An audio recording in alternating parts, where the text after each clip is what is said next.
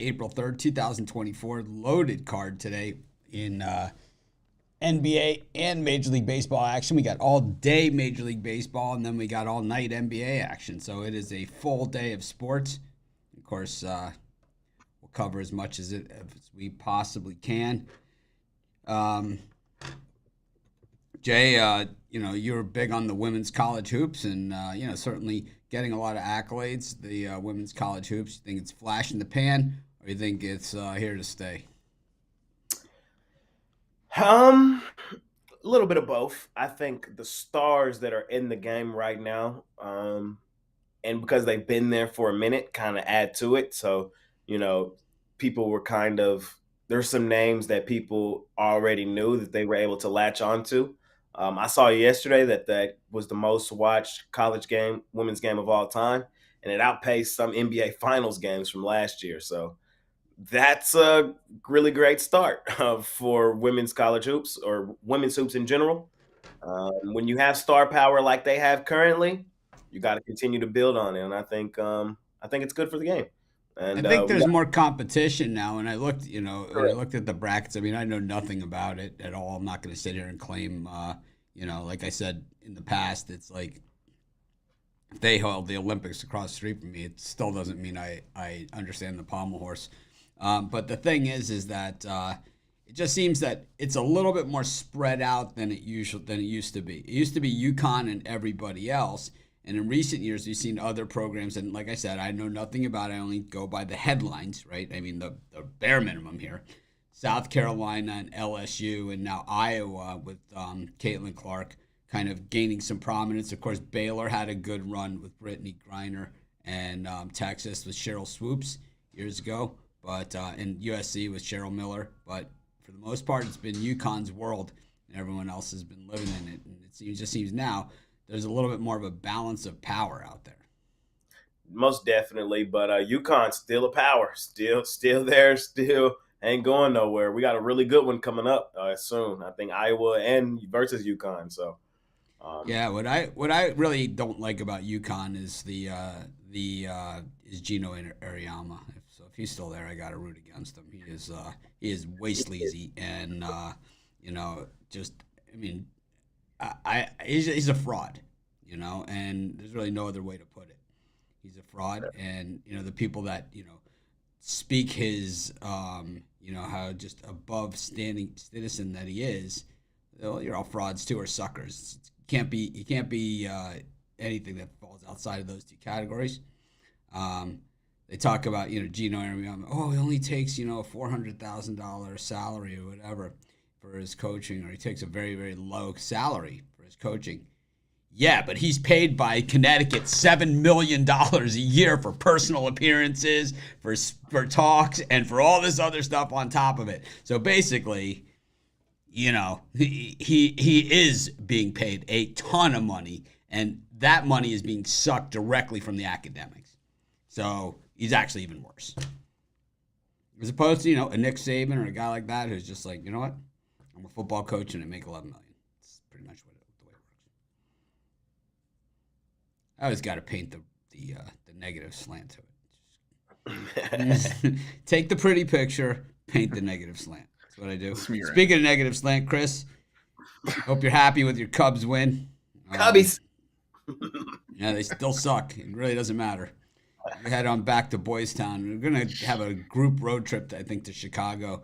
Maybe do a little couple city stadium tour for Pick Dogs over the summer, since it's usually very light for us. I know Jay wants to see some stadiums. I think we could probably hit the South Side and the North Side in Chicago, along with maybe Cincinnati and St. Louis and a few of those Come, other come, come to Rogers Center. fun Do Looney places. Dog night. Yeah, yeah. We I'm don't. down. We don't. We don't go to Canada. We don't want anyone Hey, who's not allowed past the. We don't want to have anybody stopped inside the border or anything. it's legal here. Yeah, but you have a. I'm not a politics guy, but let's just say I wouldn't put a dime into that economy for you. Not gonna Fair, happen. fair. I'll give you that. But hey, I mean, at least you'd be rich as a king if you came up here. You bring $100 and you can live like a king for a month. Yeah. But don't. Yeah, speaking of the smear, don't paint me as a Cubs fan. I'm sick of it. I'm sick of the You are a slander. Cubs fan. I'm not a Are. Cubs Cubbies. fan. Then what are you, Chris? A pathetic Blue Jays fan and a Oh, hopeful Alec Manoah Cubs. fan. You're a Cubs fan. You pick them every day, and you say, "I'm taking the Cubs because I like them." We've had what is this, day 6 of the Major League Baseball season, and I've picked the Cubs a few times because they have favorable matchups against the Cubbies. Rockies. Didn't have a favorable. I think I picked against them when they played the Rangers. So, but I'm pretty sure you're an Orioles fan watching these free pick videos. I think you're going to take the Orioles 162 times. I read I that will in not the take YouTube yours. comments that was going to happen. 161. All right. Can't take every game against the Blue Jays. I don't know, Chris. You kind of fit that Cubs fan mold there. I think that what we'll do is we'll just abandon. I think we do Pick Dog's trip to Chicago, and we just abandon you in Wrigleyville. Just let you spend a couple hours there. Wow. As your punishment. The rest of us we'll be all off to Lou Malnati's for a. That's fine. I'll just follow pizza. you. I mean, we'll be doing the pizza tour of Chicago, which I've done 1,000,000 times because I live there for 9 years. And you're leaving me out of that. How dare you? I don't think you would appreciate the finer points. Hey. You go over to Wrigley and you get your $11 slice of pizza that the Seagulls are going to snatch out of your hands around the 7th inning. I'm good without going to Wrigley. No, you're good. We'll just leave you in Boys Town. That's where you want to be. Ron, how's it going? Hi, Mitch. Good morning. Ron gets here the day after the White Sox big slaughtering of the Atlanta Braves last night. Took care of business, beat them like a drum. Sure did. That's right. We ain't going winless this year, bitches. Yep. You got about 10 more of those. I like our chances today against the most overrated pitcher in baseball. One of the most overrated. He's not the most overrated, but I think he's up there. I don't think so. I know you love the front running pitchers like that, and we know that front running over pitchers. the years. You're a big front running pitcher guy. Exactly. You love some DeGrom and Scherzer. Not so much Scherzer, but you like these type of guys that throw a lot of strikeouts. But what you always fail to forget is that they leave the game in about the 4th inning, and usually on the heels of a couple big bombs, they also give up the longest home runs. And I think Strider probably setting himself up for that. It's supposed to be about 4 degrees in Chicago today, so I'm sure the Braves are going to really be enjoying it there. I know it's snowing on the south side of Chicago this morning, so Paul DeYoung is really used to the snow. Good times. Chicago. Good times. Don't be a hater. You just think the White Sox team, if they were all born and bred in cold weather. You want us to leave a seat on our bandwagon for you? You might want to change that attitude a little bit. If they finish with a better record than the A's, I'll be impressed. I'm still waiting on the announcement they're going to Nashville. Who gets more wins this season, the White Sox or Alec Manoah? Wow. It's great. You're looking at about 5 to 6 for Manoah, so I think we got to take the White Sox. I need my guy to get back, man. He's done. Romero 2.0. Do not slander Alec Manoah. Jay will tell you when my back's against the wall, I snap.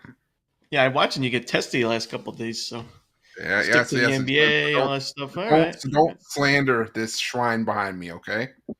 Do not slander the shrine. You don't scare me. Yeah, well. I gotta do some instigating today. Okay. Yeah, well. You stink. How about that? I'm leaving.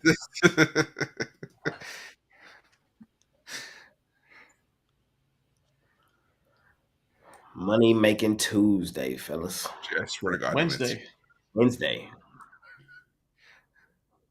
I swear to God, don't poke the bear today, please. I don't love today's card. I don't. I don't really love it at all. Yeah, I was looking at it. I didn't know if you would like today's NBA. It feels a little weird. I got 2 premium plays in the NBA today, so treading lightly. I apologize about the Raptors yesterday. Yeah, I got punched in the mouth yesterday. I was sitting there thinking, look, why did I let Chris talk me off of the Lakers? Hey! You pulled the trigger on that. LeBron owns the Raptors. What the hell am I doing? It's literally called LeBron. Like, come on, Jay. It looks good. It looked good at the half. Yeah. I only hit my play of the day yesterday. I had the Kings. Shout out them. Fuck the Clippers, respectfully. But the Mavs fell flat late. They really cheated. Klay Thompson really traveled. But that's neither here nor there. The Jazz got aired out. The Nuggets couldn't beat up on the Spurs. It just didn't go how I thought it would. But we'll see today. 9 games. Yeah, that Bucks game. I mean, I knew the Bucks probably wouldn't cover, but the Bucks. I think it's the Bucks that lost to the Wizards. I can't trust them at all. I'll tell you, it was the fucking Clippers that lost it, Chris. Your Clippers again. Your Clippers Cubs parlay. I am not busted up, man. Busted that shit up.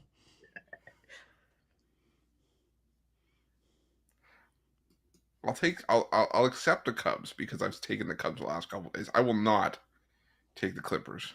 I'm gonna start calling Chris Bartman. Clippers will not be part of my roster. Jay, who was the first manager of the Texas Rangers? I don't know. All right. Well, there's your trivia question for today. Ron, who was the first? No clue. Chris? Nothing. All right. I know it. Who is it? His first name is Ted. Last name Williams. I thought you were going to say Lasso. Ted Williams. Ted Williams. Splendid Splinter. So, Mitch, are we just Might have done? been the carryover from the Washington Senators. Might have been the carryover. Are we just done with the Marlins? Are we just going to stick a fork in them early? No and way. see? We're going to wait till all the squares jump on the other side of them and just fade them every game. And then we're going to jump on top of them against, the Cubs and the Phillies and all those type of teams. They be hurting my soul, man. Like, they be hurting my soul. I was sitting to change a couple things up. Bullpen. Starting rotation, lineup, manager, GM. Wow. I mean, it's no surprise they were number 1 in 1-run games last year. They won 1 million of them. You're not going to be able to get that. I mean, they've played in some close games and they've lost all of them. Yeah, it's not sustainable. You go put your $6 Spencer Strider bet in. We'll see it. Would you call that regression? I would just call it, we saw with the Giants and Vikings last year. The year before, they were all these one-score games. They were amazing, and then the Giants make the playoffs. We knew the Giants weren't a good team. They followed it up with, a horrible season. The Vikings missed the playoffs. They had some injuries, but, I mean, it's just tough to repeat all those one-score or one-run games. If it's just the luck's going to run out somewhere. Is it luck? Sure. Yes. Well, I've won two games in the last at bat in the last 2 days. Is that luck, or did I have it all the way? No, that was skill. You had it all the way. Had it all the way. The best was the Orioles the other night because we were talking about this on an earlier call that I was on, and there's a piece of the stadium in Baltimore that's cut out in the outfield. It's got like a little area that goes like this, and the ball landed right in the cutout, for the 2-run home run the other night to cover the run line. And then last night, it was the Blue Jays saying, you know what, your 1 run isn't good enough. I had that one circled for loss. I think we all had Blue Jays last night, and it was just it was my top play of the day, and I just felt very comfortable with where I was most of the way there. I like the way that they didn't even try to score a run through the first 8 2/3. Yeah, I I thought it was a loss. I ain't gonna lie. So We call String home. that maximum efficiency. Do you want to hear the crazy stat of the day? All right, Chris, Houston tell us the Astros. crazy stat of the day. Like Houston taking the Cubs for the last 3 years every single game. Wow, you know what? Jeez, I think that horse. Cubs, man. Jeez, how big's the horse that's already dead on the side of the road? Jeez. Guy, I mean, where's your Ron Santo bobblehead over there? Crazy stat of the day: the Houston Astros are 0-5 this season when they allow a hit. I mean, I guess so. True. They need Blanco to come out there and throw another. Oh yeah! Special congratulations to Mike White for coaching his team right out of the game in the early going. He had actually a pretty good run in that in the NIT, and I think we'll give him a shred of credit there. But really, when the chips were on the table against a real tournament coach, he got worked. I don't give him any credit. I give it the Georgia offensive game plan is just take one guard, have him dribble for 25 seconds, not have any passing going on, no ball movement, just chuck up a prayer three and hope it goes in. They went in the first couple of games. They didn't go in against Seton Hall. So there's Mike White's coaching. I mean, they made a run in the second half, but it just was too little, too late. And when you see him get the whiteboard out, you know it's over. Just like Steve Alford. We got an interesting, a lot of stuff going on in sports, right? Just tons. And baseball, and we got the NFL draft is only a month away too. So it's this month, right? The NFL draft. It's this month. Where are they doing the draft this year? Like it matters. I don't even know. Has there ever been a shittier show on TV than the NFL draft shows? I mean, Still remember during COVID when we were sitting there watching both rounds of both days of the NFL draft and betting on it. I like to call that my 11 hours with Zwacky. I feel like cuddling up to Rod during COVID for hours on end. Just criticizing every player. I hate DeAndre Swift. What don't you like about him? Just don't like him. What's Patrick Queen doing getting picked this early? Yeah, it was that draft. And then Chris was humping up on AJ Espinosa. AJ. Oh, I was not humping up on Epinesa. Yeah, you were. You were just. No, I said wasn't. it about 78 times. It was I just said it because it was fun to say. Yeah, I heard a lot of it. But anyways, a lot of baseball action. I got a bunch of picks in, but I really like this card, so I'm probably going to be putting more in before we hit that 11 o'clock time frame. So let's get rolling with it. Let's do it. Let's talk some Major League Baseball. So, Ron, we've changed the format a little bit since the last time you were with us. We decided to group a couple games together. Instead of going one at a time, we go two at a time. So the show goes, it's the same speed that it's always gone, basically. A lot of stuff on this show. Only 18 minutes in, we're getting to games. Just don't have the material that we used to. Should we bash Chris's Cubs shit one more time before we get started? We have a Cubs game, so I can bash him then. I'm sure he loves them. They're probably like a 290 favorite. Little's going. Oh, this is going to be great. Shelled. Got the Orioles and the Royals. Corbin Burns round 2 here for the O's. He had one strikeout in his first outing there for them. Just overpowering stuff. And then up against Cole Reagans, who, not bad. It's not that bad. Then you got Tampa Bay Rays, Aaron Savale, middle of the rotation guy in Cleveland for his whole career, and then he comes to Tampa Bay and he's the top of the rotation guy up against Nathan Eovaldi, former Tampa Bay Ray, once in a different lifetime. So he's familiar with the stadium, everything that goes around. He's a guy that the Rays, you would say, probably didn't sell as high as they normally do. Normally they sell guys like that very high. I think they probably got a ton for him, actually, in hindsight. Who'd they get for him? I don't know. They probably got a shit ton from the Red Sox.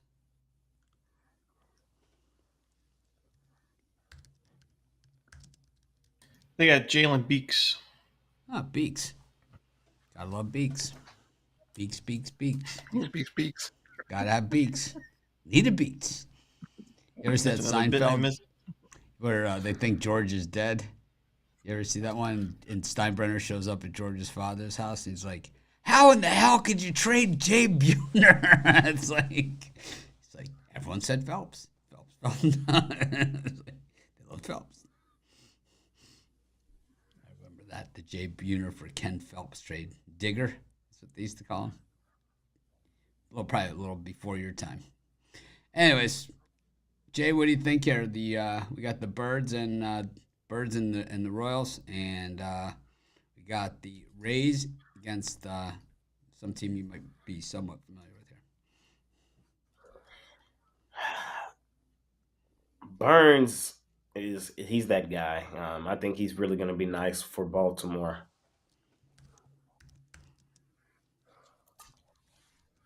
I'm gonna take the Royals plus the 1.5 is what I'm gonna do here. Not the sexiest bet, I understand, but I kind of like Cole Ragans. I do.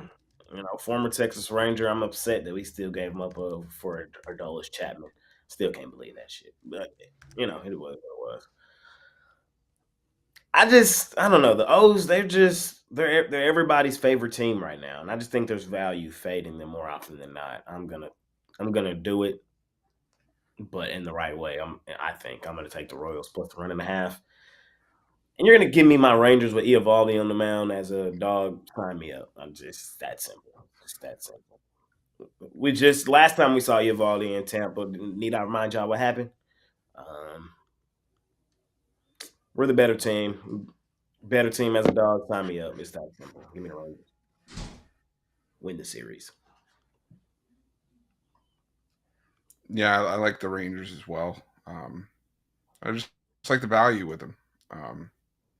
You're going to keep getting plus money with them, especially with the Eovaldi, who proved to be one of the better pitchers in that rotation. Probably going to be the staff ace until DeGrom and Scherzer come back. So I think he's worth the play here at plus money.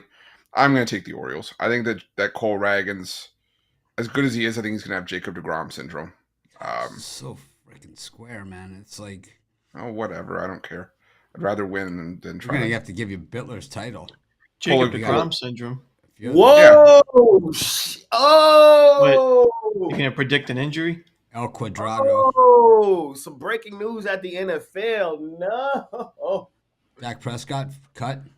Stephon Diggs traded to the Houston Texans. Oh my god! Ooh, shit! They CJ. kept one. Oh my god! I thought he was coming to Dallas. Well, they weren't gonna win with him. You know what they say? Stephon Diggs can't win with him. Has to be Stick nuts. with Josh Allen, man. It's over for him, man. It's over. You gonna gush over Corbin Burns some more for us here? No, but I think that Ragans, as well as he can pitch, if his offense doesn't score for him, it's going to be hard for him to win games. And I think Corbin Burns. Their offense is good. That's not the reason they could lose. Well, then why did they lose his first start? They only scored one run. They scored one run of each of their first two games. Yeah, and then how they scored in the final game of the series. Oh, your turn. Corbin Burns looked really good in his debut. I liked him. I like the Orioles. He had one strikeout. He had 11 strikeouts. 11. Same thing. So give me the Orioles here. Did you think he had one strikeout? Yes. Oh. I mean, Burns he only gave it one hit. It was the bomb to Trout. But I'm going to go with the Rangers on the money line. Savale in his career has had issues with the home run ball. It's been the real thing that's hurt him. And the Rangers, we know from top to bottom of this lineup, they can go yard and, one of the more powerful lineups in baseball. I think Eovaldi pitches well. I think the Rays maybe get to him for a few runs, but I think the Rangers bat's just too much. I think we're going to see what we saw from the first game of the series. So give me the Rangers. Taking the Royals. Fading Corbin Burns' ass. Ruffolo's on.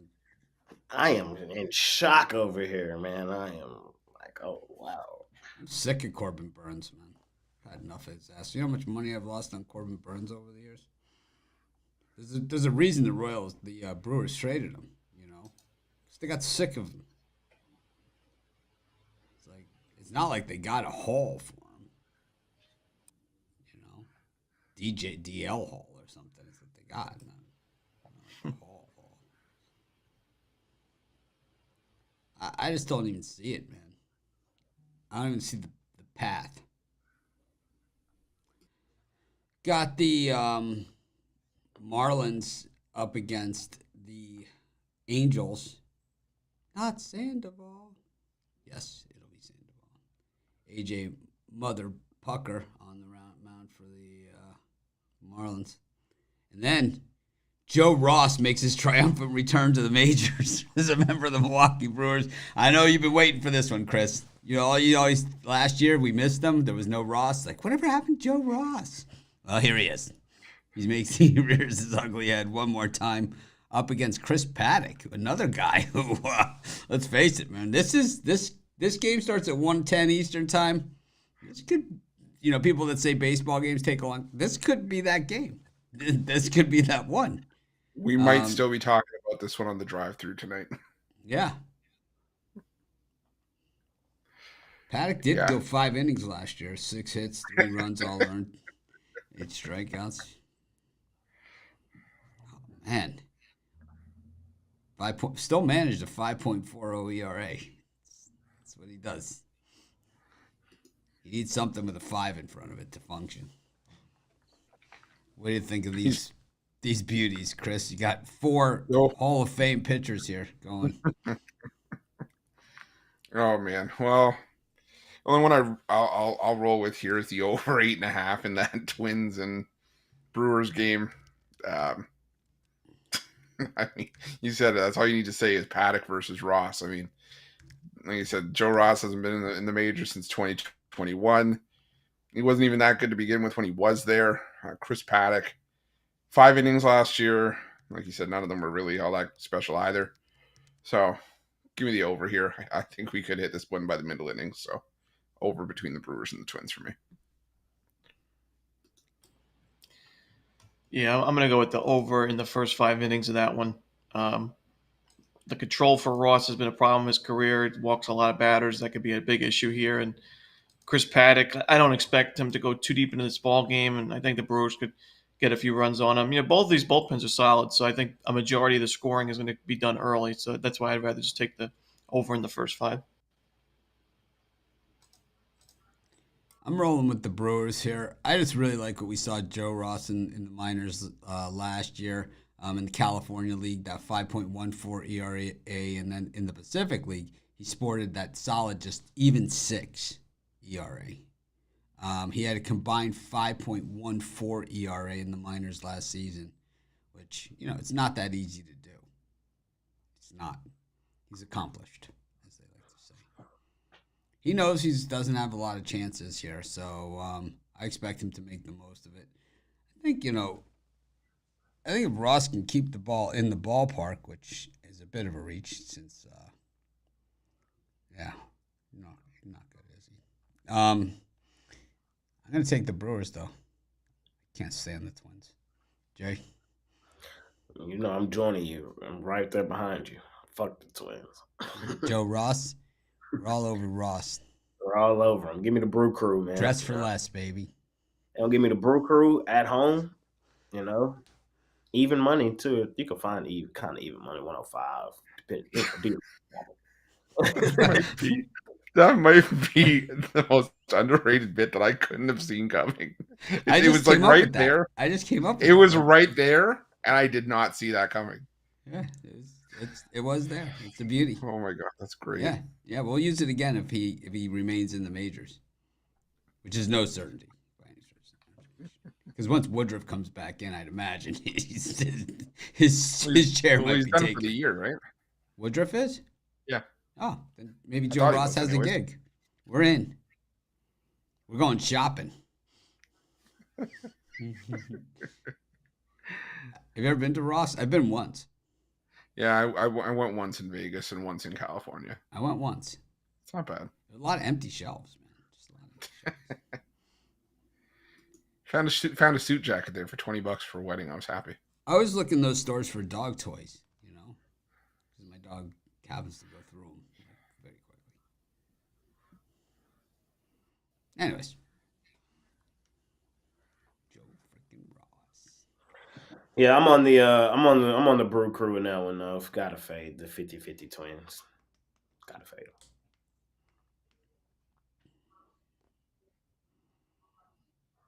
What's up? Is it that it? You did it, Chris, already? Yep. Yep, I did. Got the 2004 World Series champs, the Chicago White Sox. A 2025 second round pick. What are we doing, Jerry? What are we doing? A 2025 second round pick is all it took to get Diggs. We could have paired up the brothers, bro. What are we doing? Oh my God, all in my ass. We ain't done nothing. I'm tired of this team. I might be entering the fan transfer portal here soon. Yeah, right. That ain't Hey, gonna I might Cowboys be fans always say that. Jay's all talk. I'm mad. We'll have Dez come talk you off the ledge.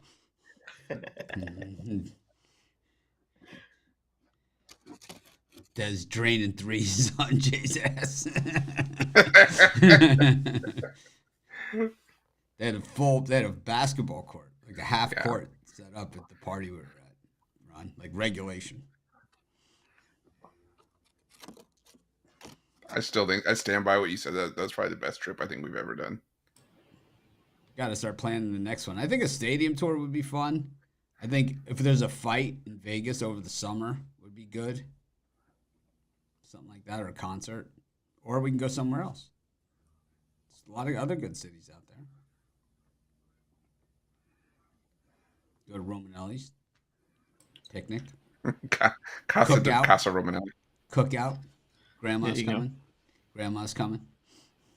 Setting up the steam table.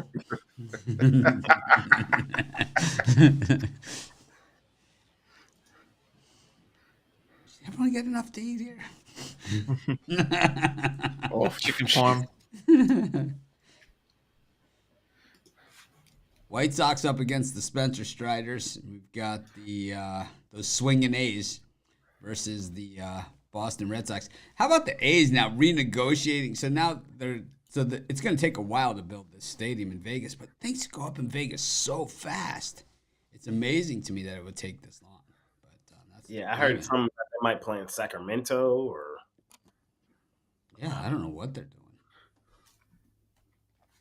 Vegas has a lot of minor league teams too. They could play in one of those stadiums. You don't want to play outside in Vegas in the summer. That's for damn sure. I stood outside that T-Mobile Arena in the summer. I was about ready to cook. Yeah, we damn near died. I practically died. I thought Texas heat is bad, and it is bad. I need to because the air is so thick. So like, you know what I mean. But standing out there in the middle of sun in Vegas, oh my god! Jay took his hat off, and some dude walked by and cracked and fried an egg on his head.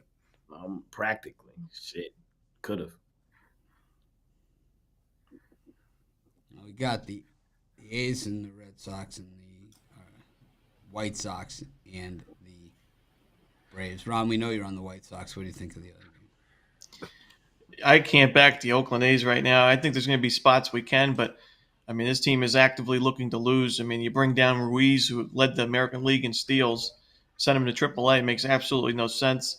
Then you got Ross Stripling going on the mound, which also makes no sense. I mean, Pivetta is somebody that, he struggles with the home run ball, so naturally he's not going to pitch too well at Fenway Park, a very hitter-friendly ballpark. But on the road, and he's, in that T-Mobile Park game against the Mariners and here against a weak lineup in the A's, I think Pivetta pitches well. He was really good against the Mariners. 6 innings, 1 run, 10 strikeouts. I think he's a much better option. And there's only one thing worse than the A's bullpen. It's what the A's bullpen when it's exhausted.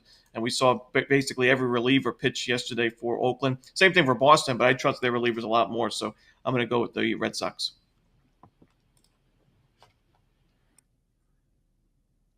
I'm going to go with the White Sox here against the Braves. I go money line. I think you can go plus 1.5. Why not? Spencer Strider is just overrated. I'm not saying he's a bad pitcher. I'm just saying he's not the best pitcher in the National League, which he is given, the favorite for the Cy Young Award in the National League. He's not. In fact, there's guys on his rotation that are better than him. And I don't know, man. I think when you have a guy like this, he just falls into that over-bet category. So it ain't going to take much to turn a profit betting against them. It's just not. All it takes is a win here, and you're up for a few games at least. So I'm taking the White Sox, who you take them plus the 1.5. The White Sox have covered the run line every game this season except for one. And they might not be winning games, but Ron talked about the Marlins losing those one-run games and all that other stuff. Winning those one-run games. The White Sox have been losing one-run games. Like they're not winning the game. All right, I'm a White Sox fan. I know it. Here, I'll let you in on a little secret. Probably not going to win the World Series this year. I mean, we got a chance. It's early, but we're probably not going to. But we're going to be fun to watch. And I think part of that fun is going to be, certainly not some of it, but I think in games like this, where, yesterday in the comments, you guys bashed Crochet. He's been great, man. He's been really good. And we got the guy from KC, the other Keller. He's not bad either, man. We got Robert, who is probably the best hitter in all of baseball, best power hitter, best all-around player, top to bottom. I don't know. I like the White Sox in this one. I think the Braves are going to want to go home to their mommy when they step outside that locker room. It's cold out here. I better go to Wrigleyville. Catch the Cubs game here, Little's pitching.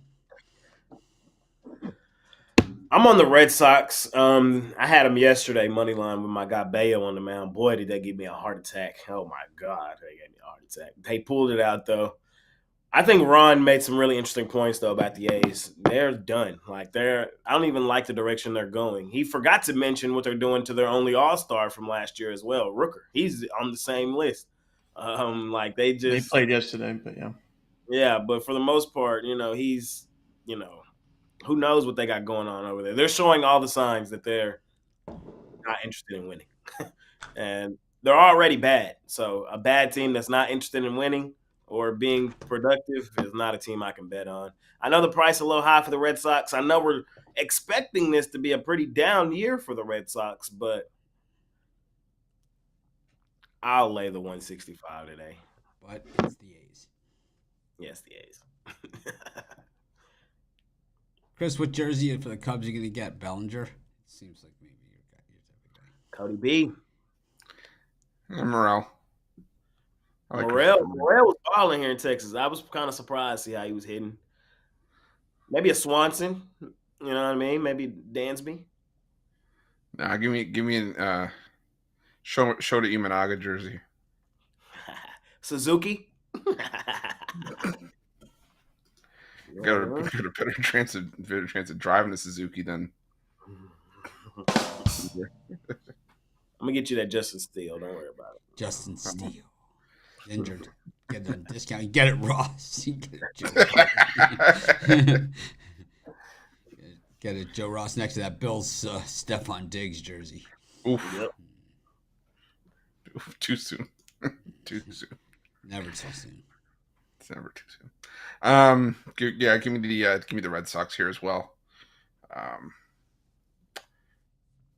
just think it's a tough spot to try to back the A's here. Ron hit it on the head. There's going to be spots where you can try to get value with the Oakland A's this season, and I think this just isn't one of them. Pitcher friendly ballpark. Nick Pivetta should succeed. I think the Red Sox are the better team. Give me the Red Sox here.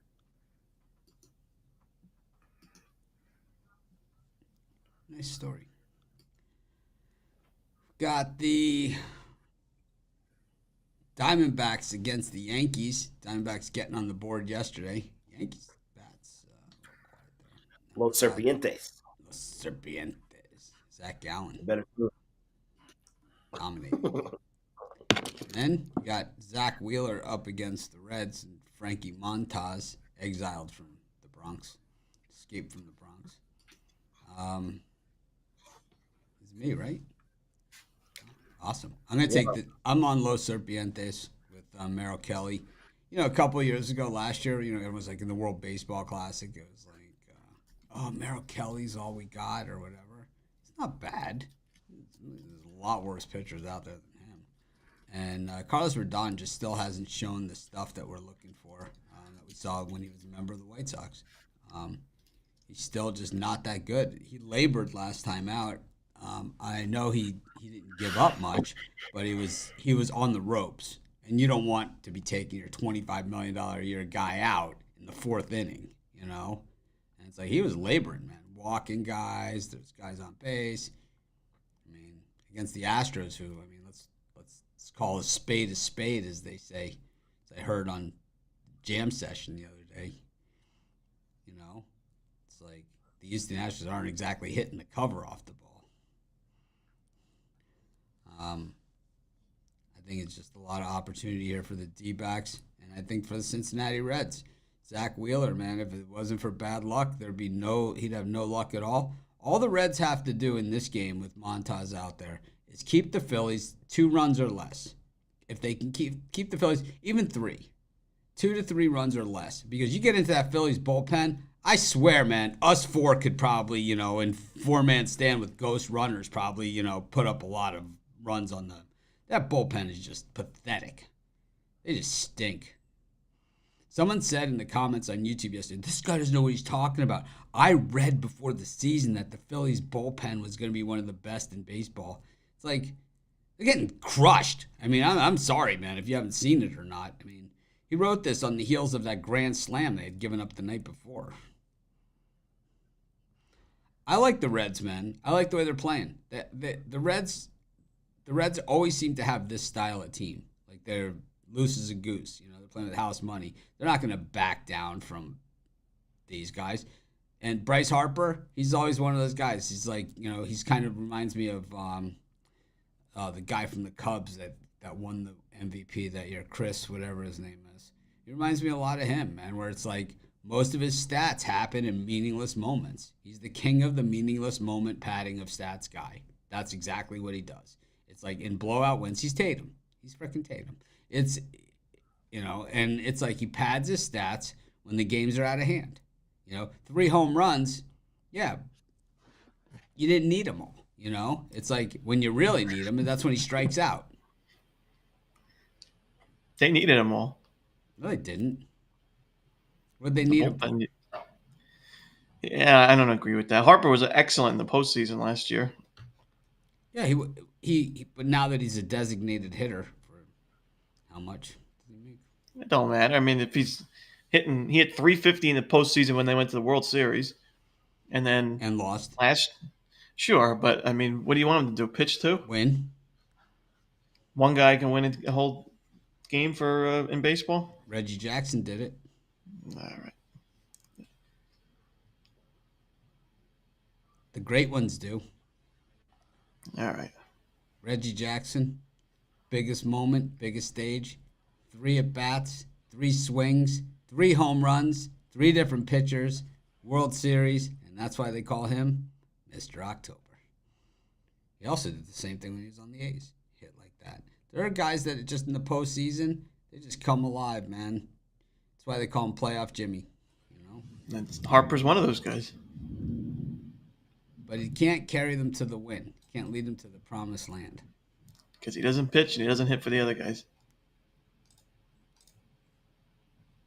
Because in the clutchest of clutch moments is not when he gets those hits. Oh, it sure is. No, it isn't. He hit a huge home run against the Braves in the playoffs last year. I remember watching it. They were down early. Anyways, everyone knows I'm fading Wheeler's ass. That's kind of what I do. I'm on the Diamondbacks, the better team. You feel me? The defending NL champions. I'm on that team. At the plus money again. Give me Merrill Kelly and the better team as a home dog. Sign me up. And I'll join Mitch and fading Wheeler's ass, getting the Reds at that much plus money. Sign me up. I'll take Cincinnati. Ron loves him from Wheeler. Better than the Diamondbacks, yes or no? Are the what? Are the Yankees better than the Diamondbacks, yes or no? Hmm. If you had a Close. power ranking right now, who would be? Power ranking's different because I would say sweeping the Astros on the road is pretty impressive. But I worry about the rotation for the Yankees. I think they have the better lineup, but I think the Diamondbacks have the much better rotation. And then the bullpens, I think they're pretty similar. When Garrett Cole comes back, I think the Yankees have the better team. Fair. Don't even go there. I mean, they got 2 of the top 5 players in baseball in the lineup. Diamondbacks don't have a top 20 player. Carroll close. I like Corbin. Marte. I like him. I like him too. I like the Diamondbacks, but I mean, Judge and Soto. Judge is having a little bit of a slow start, but we know he's going to get going. And Has he hit one yet? Has Judge hit one yet? No.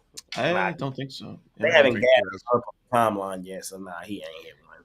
His strike zone's also been crazy. The umpire. I mean, you should see. Yesterday there was one like 6 feet below the.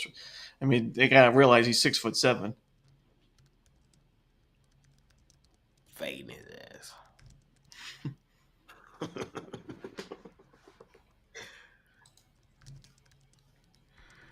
Yeah, I'm going to take the Diamondbacks here as well. In this game, I like the pitching matchup, just like I did yesterday for, with Gallen over Nestor Cortez. I like Merrill Kelly over Carlos Rodon. I know Jay's trying to poke the bear with that question, but I still think the Yankees had the better batting order 1 through 9, or at least out of the gate.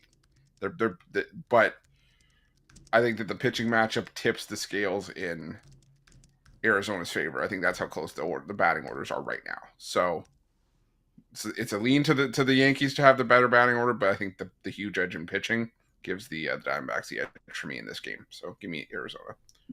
Do you think Gallen was just like overpowering, or you just think that they did a great scouting report of that Yankees lineup? Could be. I mean, it could be both. I mean, what was the story on Gallen last year? He pitched his far better baseball at home. He was one of those pitchers where when you saw him at Chase Field, more often than not, he was dominant. Really? Because in the post-game interview, he said he usually pitches his far better baseball when you bet on the other side. Yeah. He said, "I just here to fade his ass." It was actually quoted in the New York Times. I am just here to fade his ass. Pretty much. I don't know. I understand where he's coming from. I'm going Arizona. I think part of the reason why I'm hesitant to say the Yankees are the better team is because I think Nestor and Carlos Rodon are frightening right now for the Yankee fans. I just don't like what I'm seeing from either. Rodon, like Mitch said, on paper the numbers look good, but if you watch that start, he was in a lot of trouble, and he got bailed out at certain times. But I don't think that's going to be the case against a team. It's been crushing lefties. They scored how many runs on Kyle Freeland? 10 runs, and they scored on Nestor Cortez in the first inning. They had a chance to make it a really bad inning if they didn't have that silly bunt double play. So I think Rodon could be in trouble here. And Kelly, I think the Yankees get a couple runs off him, but he's just as good an option as Gallen. So I think if the Diamondbacks take advantage of these lopsided starting pitching matchups. If it's a close game late, that's where I think the Yankees have the advantage, maybe. But I don't think it's going to be. I think the Diamondbacks just win this one. So the Diamondbacks still the better team. All right, got it. Thank you, guys. Thank you. Wheeler. Got the Joe Musgroves up against the Cardinals, and then it's my Cy Young Award pick for this year, Jorge Kirby. Up against Logan Allen. Ron, what do you think about my George Kirby Cy Young Award pick? Not bad. Plus 1,200. Oh, yeah. That's solid. I mean, Strider was plus 345 for the National League. Yeah, I like Kirby. He's pitches at a pitcher-friendly ballpark, and a good defense. Stays Mrs. healthy. Bats. Stays yeah. Healthy. Should be good. Him and Gilbert, I think, have nice seasons. But is it my turn or? Could be. Yeah, it's gonna be my turn. I mean, believe me, we're all flexible here. We're team players. Good. This was Mariners, and then we don't. In fact, a lot of times we don't even remember what game we were actually talking about. Exactly. It's happening. We get into Reggie Jackson, but the San Diego Padres game, right? That one of the Mariners. I'm gonna go with Seattle. Logan Allen, didn't like what I saw from him in that first start. 2 home runs, 6 base hits, 3 earned against the Oakland A's of all teams. And like Mitch said, Kirby pitching well. He looked great in his first start. I mean, he didn't get much run support, only 1 run, and it was good enough. 6 2/3, 8 strikeouts. The 2 hits came in the first inning too. Yeah, he settled down nicely. It was clean. Yep. And the Guardians are a pesky team. They play small ball really well, so that could be a problem for some pitchers. But I think Kirby does enough here. The Mariners bullpen solid. I'll go with Seattle. I think these teams are just really mirror images of one another. Just really light batting. I said that on really the first. Good pitching staffs, and franchises that are dying for their moment. They've just been teams kind of hanging around last couple of years. I mean, the Guardians had it. I mean, they had the World Series won, and then the rain delay against the Cubs. They brought in Jay's favorite player, Aroldis Chapman. The Cubs did. He gave up that towering home run, Game 7 of the World Series, just when you need it most.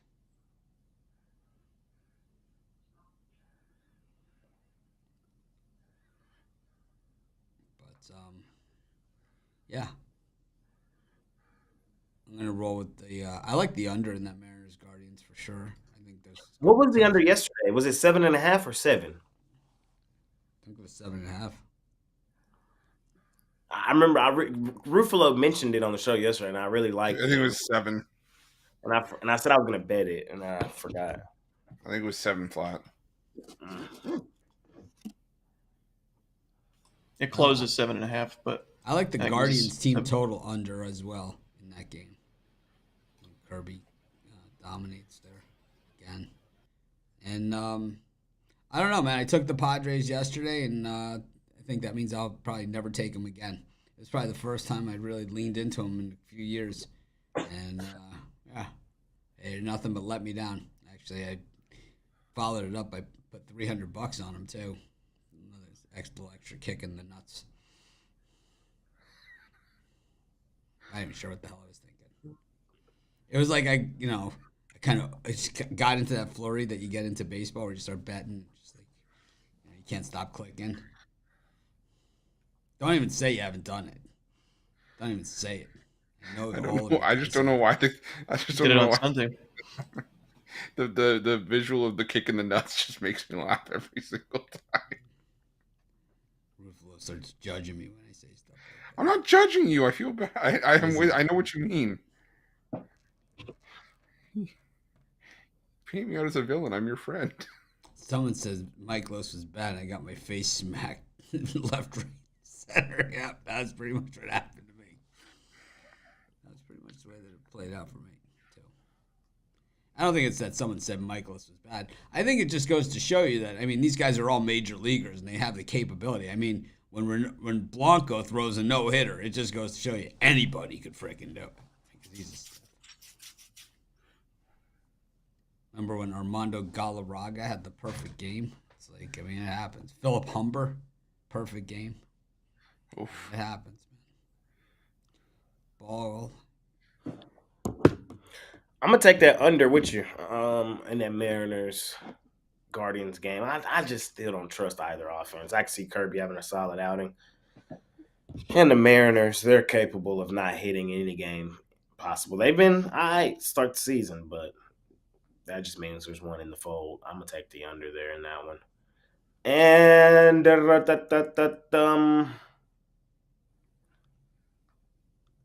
going to leave that Padres-Cardinals alone. I ain't got nothing for neither of them.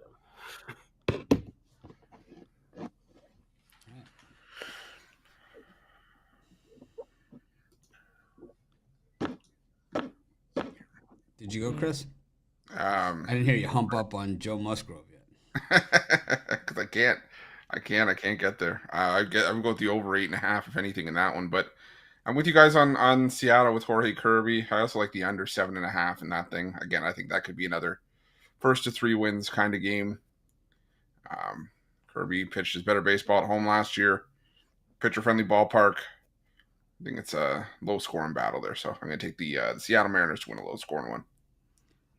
Got the Mets and the Tigers, the Nationals, and the Pirates. This one's me. I'll take another shot at the Tigers like I did yesterday. Same matchup. Looks like Casey Mize. I don't know,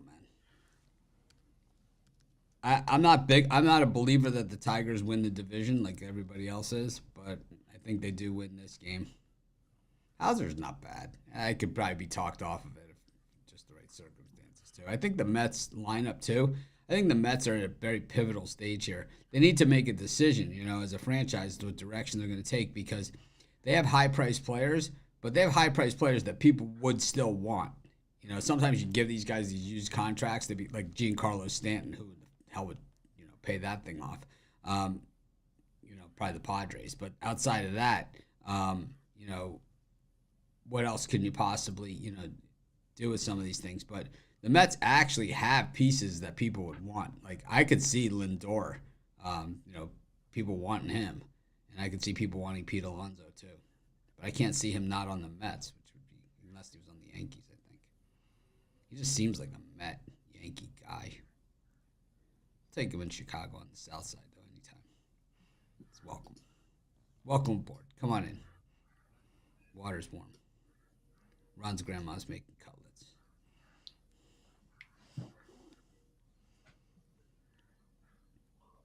Ruffolo, would you like to maybe sit down for a couple chicken parm subs with Pete Alonso? How'd that work out? I'm down for that. Give me a slice of eggplant parm. Go for all of it. Jay, what do you think of this slot?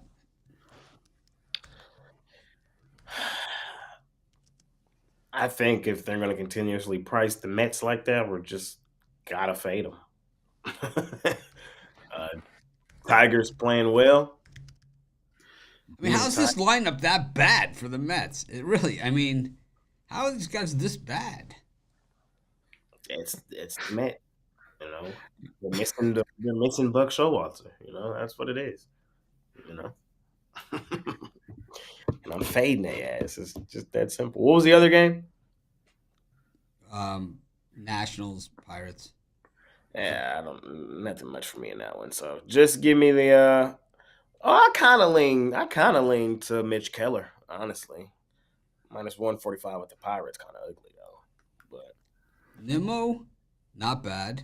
Lindor, good. Alonso, good. Alvarez, Stewart, Marte, good. Not as good as he thinks he is, but good. Beatty, Harrison Bader, no bueno.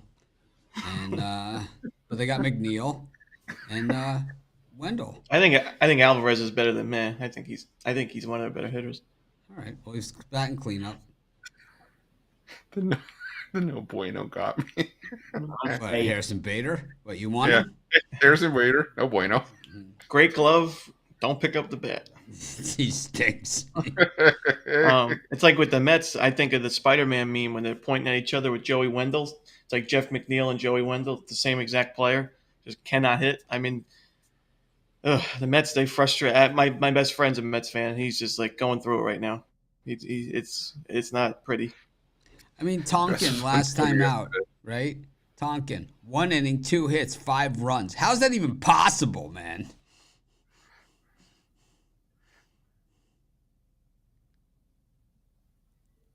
I mean, seriously. It's not even physically possible. You stink.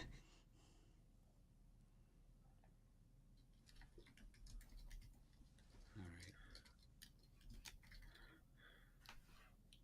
Firing up the rig, hash rosin time. Sounds fun. Sounds like a nice morning. Haven't smoked any hash in a long time. I haven't smoked anything in a long time. Ron, you ever drop by Planet 13 when you're in Vegas? What? Just checking. No, Jason. I was sent in on a mission. You call your brand dope, I'm probably buying it. That's the way it works. What's up? Are we done? Got triple here. Cubs-Rockies. Cal Quantrill's got a paying gig. We've got the Astros against the Blue Jays. And we've got the overrated Tyler Glasnow and the Dodgers up against the Giants. Jay, what's up? Mitch, I'm back on the Cubbies. I'm back on the Cubbies. And, that run line has treated me all right. You know what I mean? Yeah, it's treated me all right the last couple days. I'm going back to it. The Rockies are just ass, okay? They're just ass. It's just that simple. The Cubs have hit the ball well since starting the season. I saw it twice in person when they were here in Texas, and they've continued to hit well against the trash-ass Rockies, and I see no reason why they don't hit well again today. I'm going to lay the run line there with the Cubbies in Wrigley. I'm a fade Christian Javier. I'm fading his ass. I'm taking Chris Bassett. Bassett wasn't the best in his first outing, but if you're going to give me this much plus money continuing to fade Houston, who has been god-awful at home, Ruffolo got y'all stat. If the other team get a hit, they're 0-5. I'm fading their ass. I'm taking Toronto, and I actually lean towards Mitch's team, the Giants, at that huge plus money price against Glasnow. Chris? I'm gonna keep riding it. If the Astros, don't give up a hit, they'll be fine. But if Toronto gets a hit, we're gonna be in good shape. We're gonna roll with the Blue Jays there, and I'm gonna take the under in the first 5 between the Dodgers and the Giants. I know how hot the Dodgers have been, but Kyle Harrison pitched well against them last year. The only reason that there were runs later on in that game was because the bullpen let down Kyle Harrison. But 1 run allowed in 10 1/3 innings of work. He's pitched really well against him. And I think that Tyler Glasnow can at least have some success in the first 5 against, 2 runs allowed in 10 1/3 against the Dodgers. I think Tyler Glasnow can have some success early on. He looked good in his debut against the Cardinals. I think it's low scoring through the first 5 before the bullpens get involved. Oh, I don't know. It's about a man looking good. It's Ruffolo. Ron. Yeah. I'm going to go with the under in the Rockies-Cubs game. I think it's always you got to set the alarm bells off when you see a 7 total in a Cal Quantrill game, and that's because of how bad the weather is for hitters and in general at Wrigley Field today. It's going to be sloppy. The rain's always an issue, but you got 38 degrees. You got 20-mile-per-hour winds blowing in from the north side of the field. It is going to be pretty brutal for hitters today, and I think we could see the Cubs win this game in like a 3-0, 4-0 kind of score. So that's why I like the Cubs on the run line, on the rundown, but I'm a little bit hesitant with it because I just don't think there's going to be a lot of runs in general in this game, so not a lot of margin for error. So I'm just going to go with the under there. 2-0, 2-0 Cubs run line. Let's do it. Sounds like Ron said it's going to be shittier at Wrigley than it normally is, which is going to be pretty tough to top. But I'm going to go with the Rockies here. I'm going to go in the reverse run line. It's where I live. It's what I do. It only doesn't take much, to go positive doing stuff like this against the overrated, lousy Cubs team. Little's pitching. He's a reliever. So, this is a bullpen game, I guess, for the Cubs. I don't see anything here that tells me it isn't. You're up against, a dominant force in Cal Quantrill. He can. The thing about Quantrill is that he's just the type of pitcher that has the kind of stuff that can take over a ball game, and I think that's what we're going to see today. Let's go to the NBA. I just don't think that 9 ERA is fully representative of his skill set. You're right. It's going to be about 26 by the time he gets to Coors Field. No, you look at this guy throughout his career. Most of his ERAs are sub 3, and he's got one that's over 5. That's it. Because he had Terry Francona defenses with the Guardians.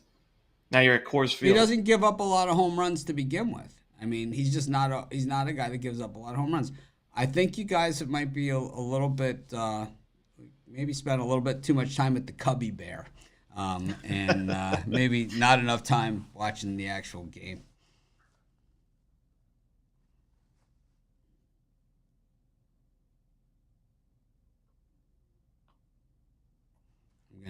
I'm taking the Rockies. I'm gonna put a premium on it as well. Freemium for everybody. Rockies. We don't want that, Mitch. We don't. Oh, we do. We not coming with the Rockies. We not coming. They're on the bet list. No, they're on the fade list. Hey, when the world is on one side, it's usually a good time to be on the other side. When it's so obvious, especially in baseball, man, where the good teams lose 60-plus times a year, man. The shit-stained teams like the Cubs are going to lose 70, 80 times this season. Well, no better time than the present. Fair. Yeah, they did, you know, they did win a World Series a few years ago.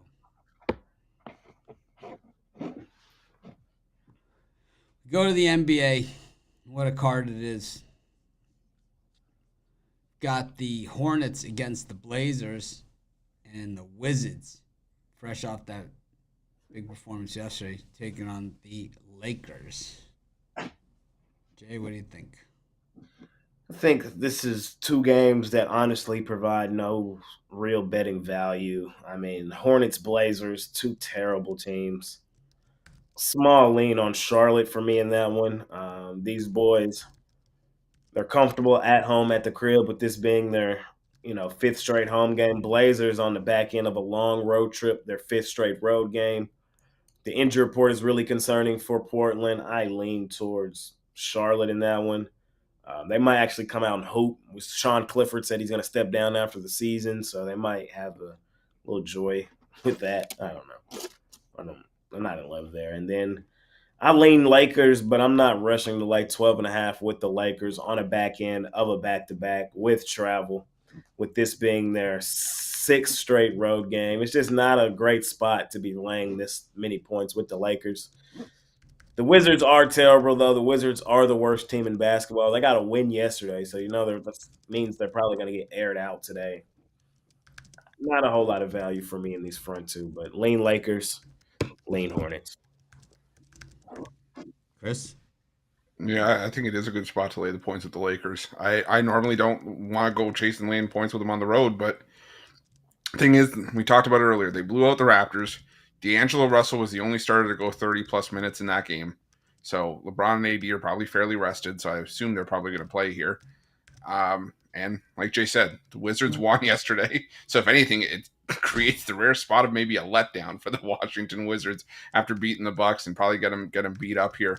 So the Lakers are the only team with any sort of motivation to play for here. So give me the Lakers here. And I'm with Jay. I can't get anywhere close to that Blazers Hornets matchup.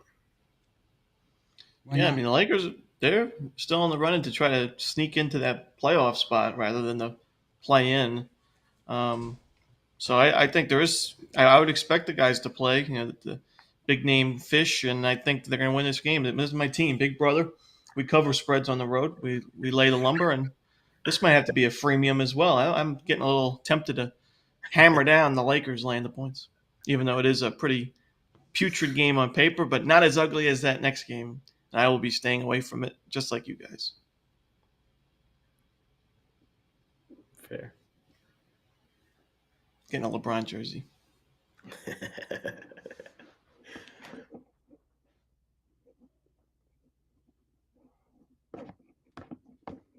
Would you say that in your NBA career that was your most freezing cold take, Jay?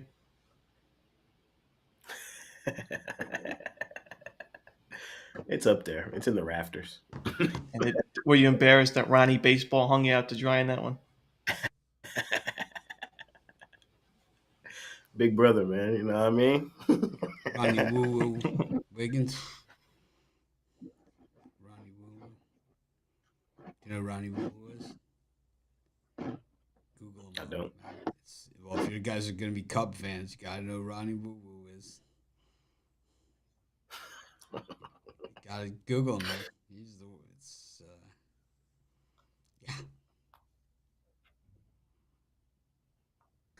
yeah. Ronnie Baseball calling OJ and just the following contest is scheduled. That's crazy. Go He ahead. does pop up on. Oh, it's way pop. In Chicago, he's huge. Man. He's huge. Ronnie Woo. He's huge. Yeah. Huge. Super fan. Ronnie Woo. You know they call him Ronnie Woo Woo. Does he woo? Yeah. It's like the Jets guy after with about the the, helmet. after about the, well, not even the first one. It's annoying as all get out. I sat behind him at an Eagles concert where he wooed with the Cubs jersey on for the entire show. I had to leave at intermission.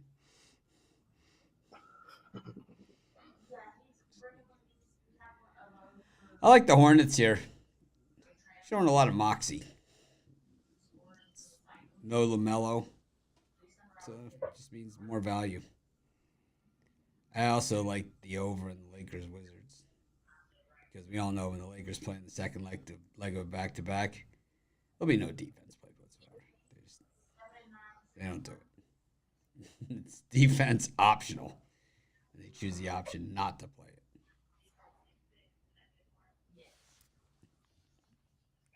Next up, we've got the Atlanta Hawks versus the Pistons. And Tatum's up against the Thunder Buddies. Chris. Yeah, I'm not going near that Hawks matchup, but I will take the 9 points with the Thunder. I mean, I know it's a headliner matchup. Thunder on the back-to-back with travel, I get it, but I mean, in this matchup, aside from this being a nationally televised game, the Thunder are the only team with anything of consequence to play for here, besides the Celtics just showing up in what could be a finals preview. And this is the kind of spot where we've lived and made money with the Thunder. Of finals. What? A lot of okay. I know you hate the Tatums. I know you hate them, but realistically, this is what a lot of people could consider to be a finals preview. Yeah, and a lot of people also had them last year. I understand, but I'm just Jay, am I wrong? A lot of people had them beating the Warriors the year before that. Wrong. I don't. The Warriors.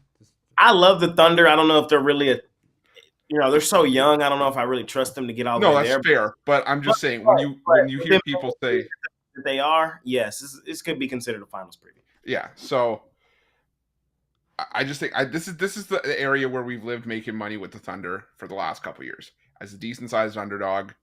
I think at worst they compete here, battle, give the Celtics a game, potentially have a shot to win this one outright. I think they got caught. A, because of the Embiid thing that happened yesterday with the roster manipulation till the very last minute. But B, I think they got caught kind of looking ahead to this one. So give me the Thunder and the points. I think they did. I saw the little head shake. They got caught with one eye on this game. Oh God. Save it, brother. If you're gonna say in the same sentence, listen. Yeah, okay. If you're gonna say in the same sentence that the Thunder have something to play for because they're fighting for the top 3 seeds in the West, and Celtics have nothing to play for, and then you go ahead and say the Sixers or the Thunder had a look-ahead spot. No look-ahead spot. But there's nothing to say that they can't be at least have some focus on a game against the Boston Celtics. Listen, the Thunder could very well win this game. They could very well cover the number. It won't be because they were caught looking ahead. Yada yada yada. That's the reason why they lost to Philadelphia yesterday. Wow, man. Baloney. Just so cold, man. And for that, you know what? I was going to give out the Thunder, but now I was going to take the Celtics no matter what. I like Boston. You hate life. Yeah, I do hate life, and I hate losing bets too, and that's why I'm not taking the Thunder. Give me the Boston Celtics. How many double-digit wins have they had at home this season? I think they get their revenge. This is what they say to me when I take the team. You know, it's like, sounds like he hates life. It's like because I don't like the Rockies today. It's like I have to say, man, these videos, these new shorts that are being released. I just saw 2 more of them. These are the best ones we've ever had. Jay's first short. Is it out? Did you post it? Yeah, I'll post it. Yeah. Put on your social. It'll be on all the Pick Dog stuff, of course. I'll let Jay. Excellent. Like, can I post it on my stuff? Well, it's like you sat your ass there eating Chick-fil-A for 4 hours, doing the video. I guess so. So serious. I like them, Jay. They're good. Mine came out good. My new ones are way Yeah. better than the old ones that I have. Way better. The two new ones that just came out. They're way Ruffalo better. did some too, right? Yep. We all did Yeah, I them. watched Costi, Eric did them. Eric did them. Patty Plant and Financial Freedom. Yep. It's like a regular YouTube short is between 0 and 59 seconds. A Path YouTube short 38 to 40 minutes.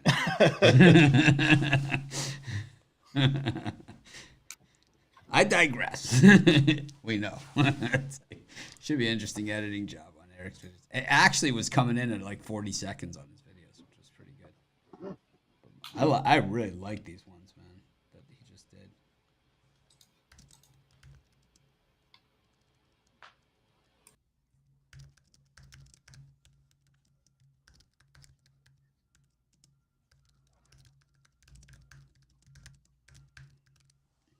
Anyways, where are we? Hawks-Pistons for me. I'm taking the Hawks. I rode them last time. I'm just going to go back to the well. I'm spending my Hawks money on this one. Taking them. I know they were on the do not bet list, but I think we might be removing them, at least for the time being. We got to get a whiteboard, I think, for the do not bet list. And then, yeah, how many times have I taken the Celtics this season? You've taken them a couple. I've taken them a couple. I have. But, Yeah, 0. no, I've taken them more than 0. I've taken them a couple times. I took them the kind time of 0 is I took them the time they lost to the Hawks the first game. I took them then, and I took them so. But I'll take the Thunder buddies here. No Shea, right? So, yeah, just sets up perfectly for them. I'm on the y'all know what today is. Everybody knows what today is. It's Wednesday. So y'all know what happens on Wednesdays. It's Hawk Romanelli Wednesdays. The Hawks, when Romanelli is here, they get it done on the Wednesdays. So they're gonna get it done today. Am I overly enthused with laying double digits with the worst home cover team in the NBA?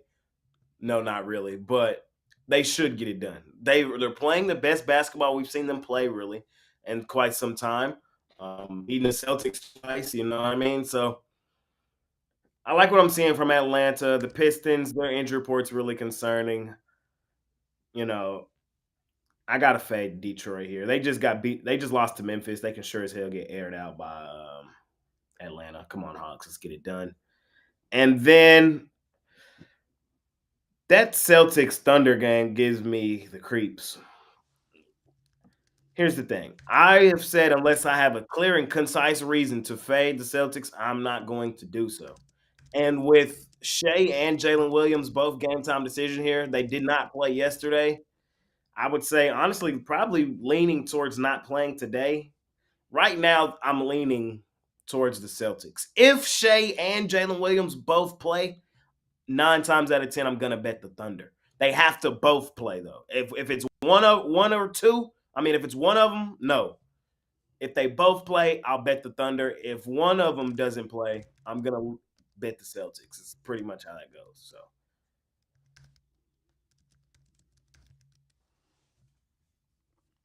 I don't like the roster manipulation going on right now. That's tough. That's what's tough.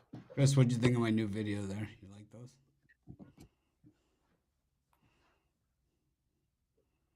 I think these are way better than the other ones. Yeah, they're really good. Way better, man. Meeting up and doing them was probably the best thing we could have done.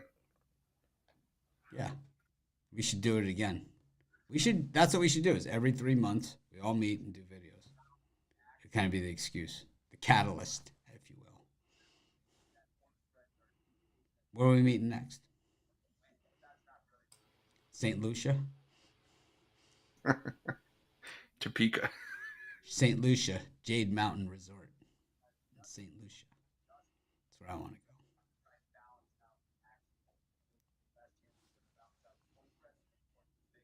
At the Kibby Dome. Kibby Dome. Speaking of the Kibby Dome, we've got the Pacers and the Nets and the Bucks with their tail between their legs up against the Grizz. I think it's you, Ron. I gotta go with the Bucks. I think they bounce back. I've mentioned I think the Grizzlies with the current roster makeup, I think they're one of the worst teams, if not the worst team in the league. And I think Milwaukee, if there was a spot to bounce back, it'd be after losing to the Wizards. I think they see a little bit more of a fired up effort, even though not a ton to play for. So I lean to the Bucks, but overall, I don't love this NBA card, and these are two of the games I don't like. I don't like it either, Ron. I really don't. Yeah. What don't you like about it? These games just don't provide a betting value for me. They're just games kind of today. Like, I don't know. So you're a fan, but not a bettor. Essentially today. I mean, there's two spots I really like. I might maybe a third. You don't see any bandwagon you want to jump on? Hype train? No, not today. Not today. Twitter rumor? Nothing. Twitter rumor. I'm thinking about jumping on this Texans bandwagon is what I'm thinking about. Hey, man. H finna be turned.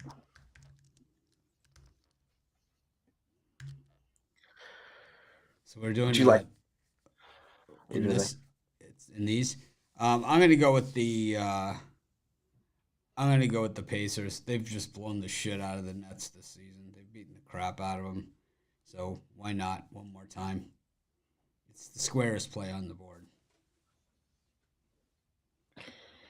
I kind of agree with you there about the Pacers. Like, it probably is the squarest play on the board, but I still believe it's the right play. Y'all know I side with the squares sometimes. You know, the squares, they win.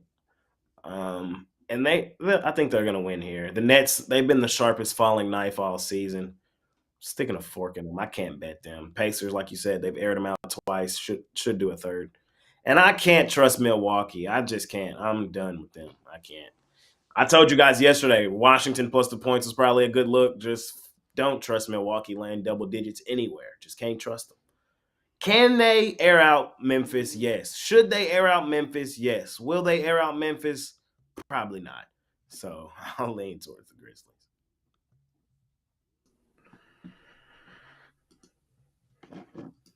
Yeah, I'm going to take the Pacers as well. It's 7.5. Yeah, I can't get them on the Brooklyn Nets at all. Pacers are the better team. They should be able to beat up on the Nets, who I think are waving the white flag on the season. And I'm going to take the Memphis Grizzlies in the points as well there. Like Jay said, this should be a smash spot for the Bucks, but they haven't shown an ability to really do that at home. They're sub 500 against the number at home this season. The Grizzlies are still winning against the spread record on the road. They compete a lot on the road, and I still think they have guys competing for minutes and contracts next year. So we see the best version of themselves here. And I think that if they won this game, would it shock anybody if the Bucks put up another clunker? But if the Bucks win this one, I could see them winning this one by 10 or 11. So give me the Grizzlies and the points.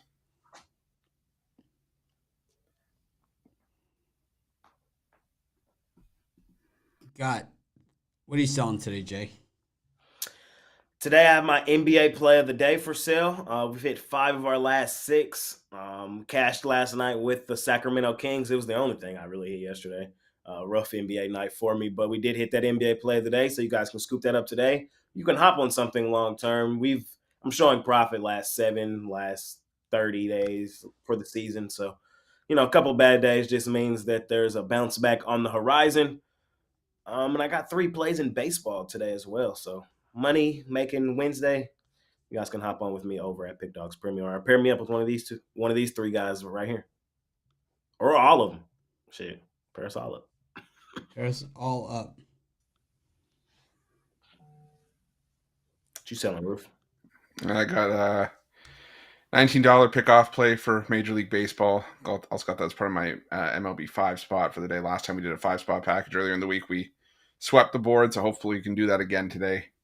I also got a NBA play on the board as well for $25. And like Jay said, best value long term. We still got March Madness. We still got some NIT tomorrow.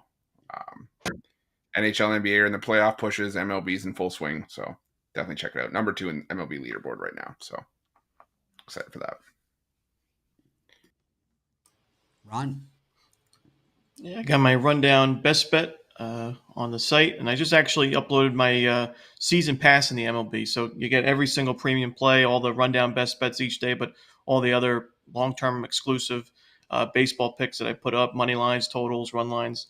Looking to have a big season in baseball. I had a winning day yesterday, had a big day on Sunday. So even though we had a slow start the first couple of days, starting to turn it around and looking for a big day today. How much is it? The season pass is $600. What? I'm just kidding. Value. You get 6 months of picks for that. Basically 100. That's crazy value. Yeah, it's basically $100 a month, and you get. Ron usually does 3 picks a day minimum. Yeah, sometimes we go big, Yeah, so it's like 90 picks a month divided by 100, so it's about $1 a pick. I did the math. If you just took the rundown best bet every day, it would cost you $5,000 by the end of the season. Yep. That's if you won every single one, you didn't get a credit. But even if you go 120 and 60 on those rundown best bets, it's going to make a lot more sense to grab the season pass. I'll be in there modifying the price.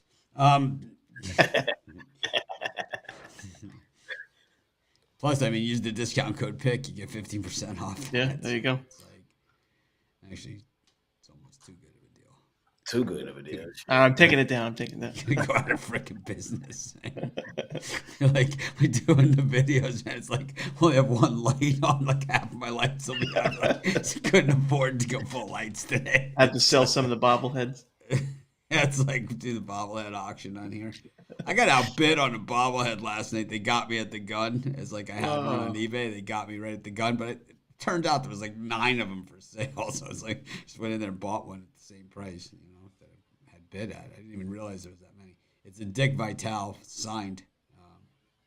That's kind of hard. Yeah, I'm going for the coaching. I'm going to start going for the coaching collection here for bobbleheads. There's a lot of great ones. A lot of guys that have been fired that are available out there.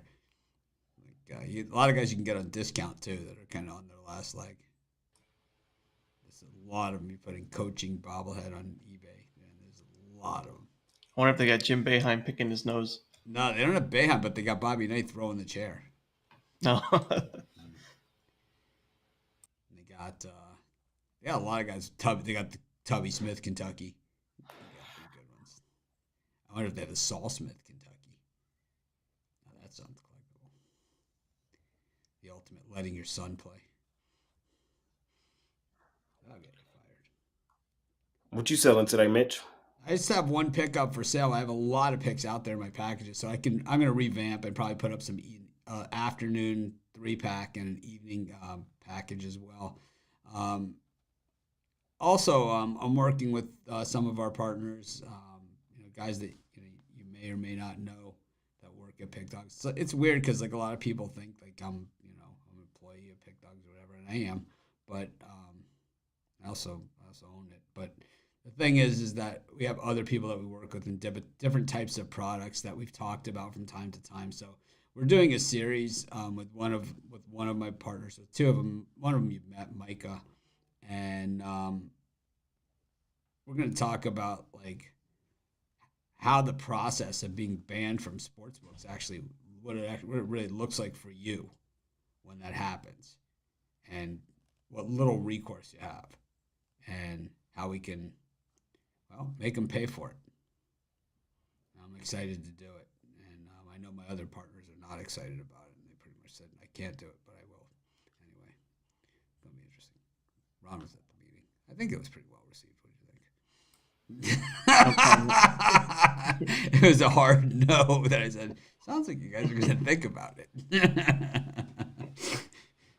I think it was one of those things where it's kind of like, I think if we do it right, I just think that certain books deserve for people to show. The ones that have been probably the most inflexible. Like, I don't want to mention any names off the top before we really get deep into it, but BetMGM, you guys saw when we were in Vegas, Costi and I trying to deposit on that. Chris is laughing.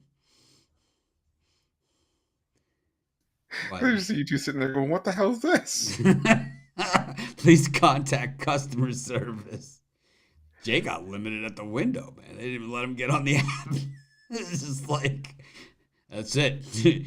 What they tell you, Jay? You can't cash out anymore. Your tickets. What are you talking about, man? It's like you took the bet. You can't cash out your tickets anymore. The hell does that mean? They flagged me. You flagged. You've been flagged like Bobby. That was like Bobby. Bobby got flagged with a $3,200 parlay working. Like a 4-team $3,200 parlay, man.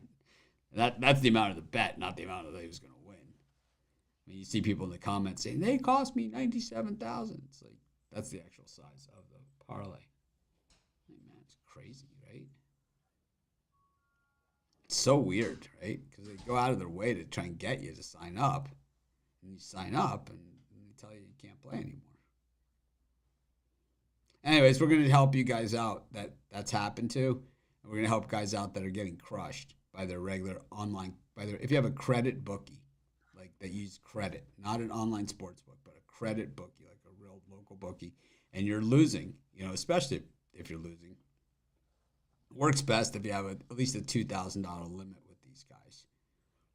Email me, Mitch at pickdogs.com, and we'll help you clean their clock, man.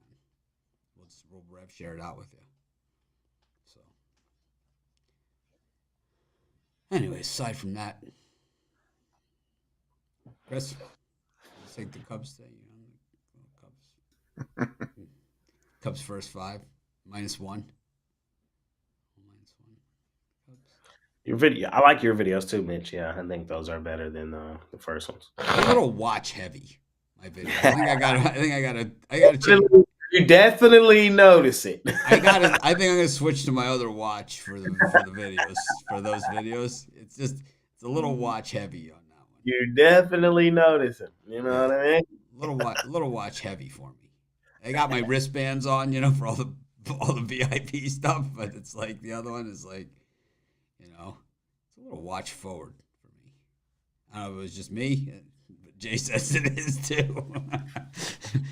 We're just sitting there like, so what's the best way to make money in the NBA? Well,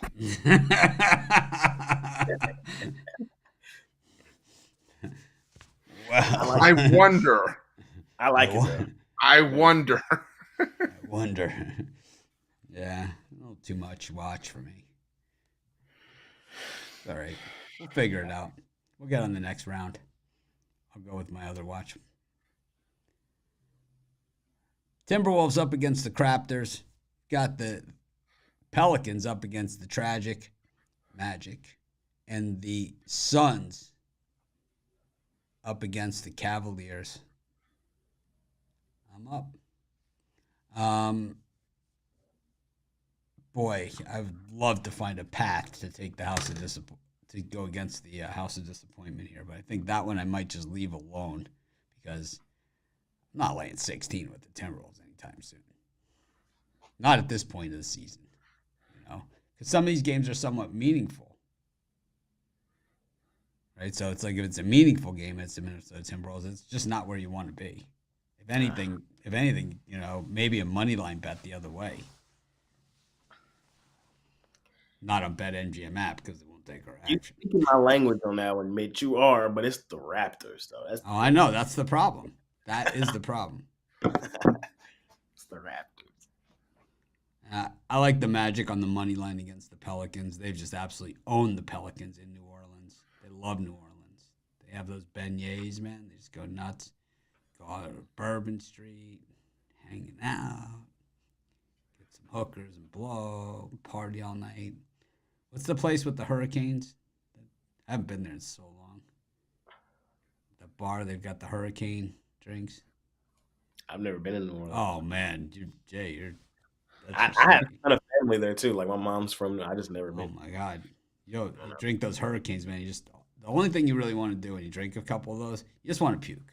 You just want to get it out of your system. It's like, get this out of me. It's like, this is just bad. What's that place called? I'm sure you guys know. Something. It's very famous. And then I like the Suns against the Cavs. Even though I hate the Suns, I don't like the Cavs either. Cavs are ass. Straight ass. Maybe we Yeah, could do our next round of videos in New Orleans. Maybe.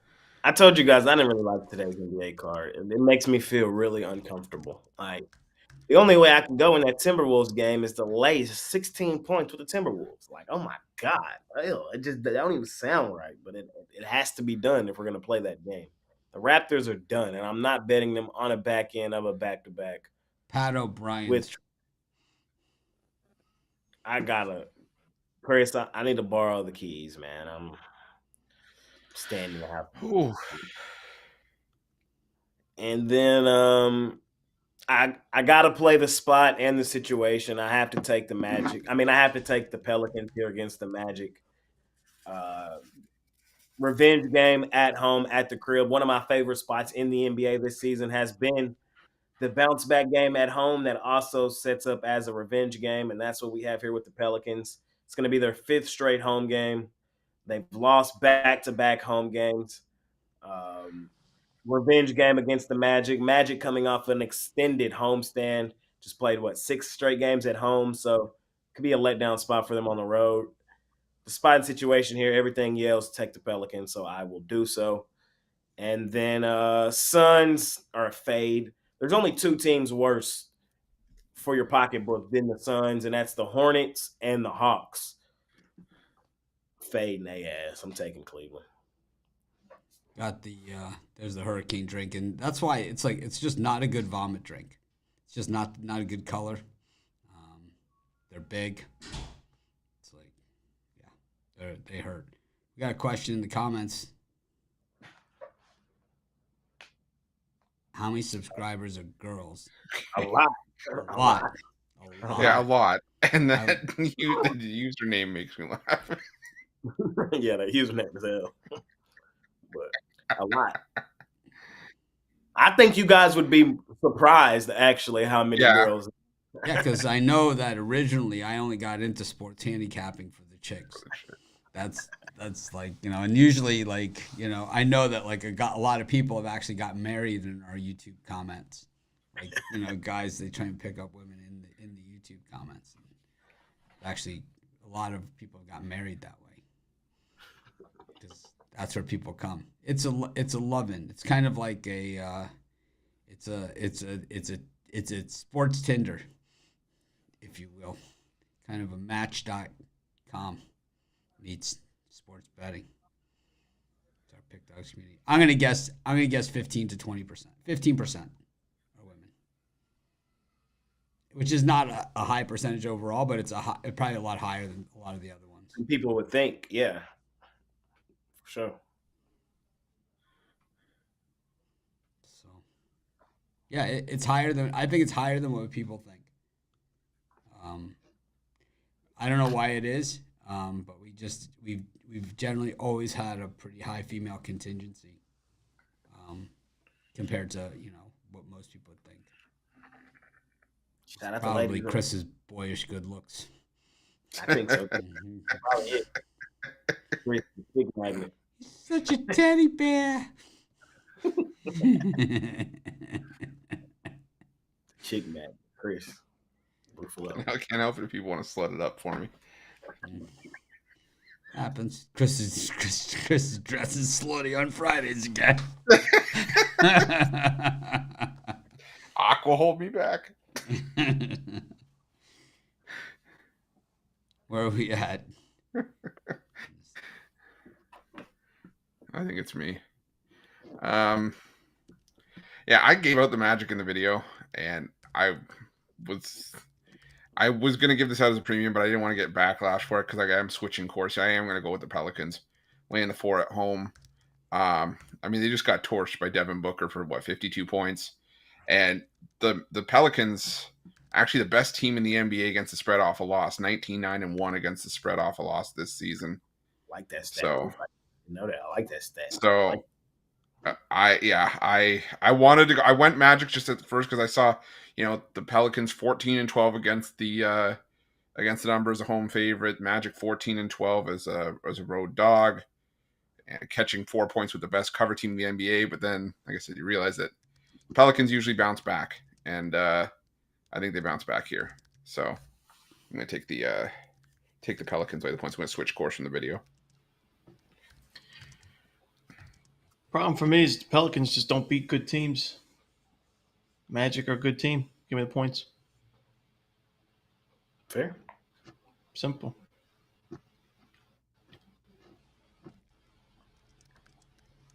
They've just struggled in their step-up games. I mean, recently, double-digit loss, Suns, Celtics, 7-point loss against OKC. They beat the Bucks, which have a good team on paper, a good record on paper, but they just lost to the Wizards.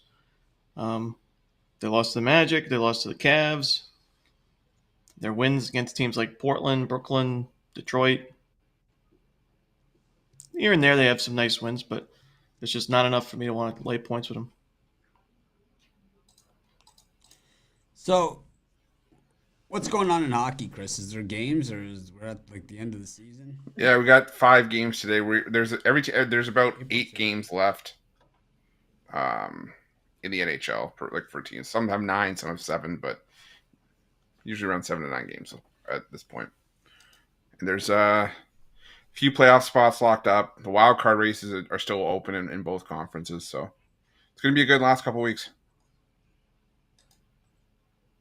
So the way the credit guarantee works on the website is this, and it's very clear on the website. If you use the drop down under premium picks, it says what is credit guarantee. If you go to the premium picks page in the upper right hand corner, it says what is credit guarantee, and under every daily package that's for sale, it says what is credit guarantee. And I know that it explains it there better than I could possibly ever explain it. It is in the important stuff in all caps. I mean, it is crystal clear. It runs through examples, sample scenarios, all kinds of stuff. So if you're interested in the credit guarantee, you can read about it on the website. But if you want, I could read it off to you guys. It's Reading with Mitch. It's a bedtime story. It's called The Credit Guarantee by Mitch Wilson. What's up with hockey, Chris? I missed it. I fell asleep. All teams have pretty much 7 to 9 games left. The wild card races are open in both conferences. All my teams in action today. Give me all of them. I'm taking the Maple Leafs. I'm taking the Stars. I'm taking the Kraken. And I'm taking the Coyotes. Ah!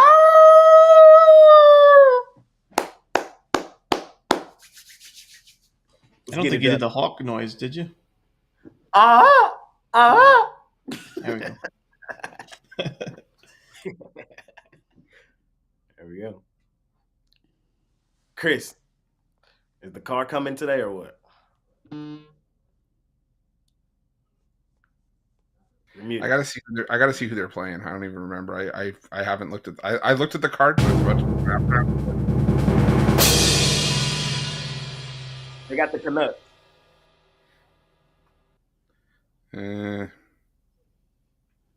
Give me a sec. Let me do some digging. I'm gonna beat the hell out of the Canucks today.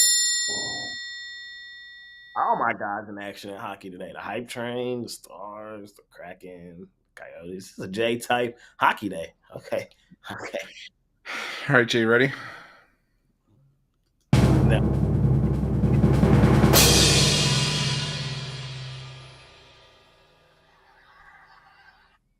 No, the car's not coming today. No. They're not getting ran over today.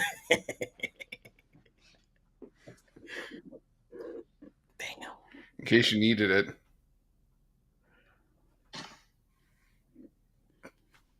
That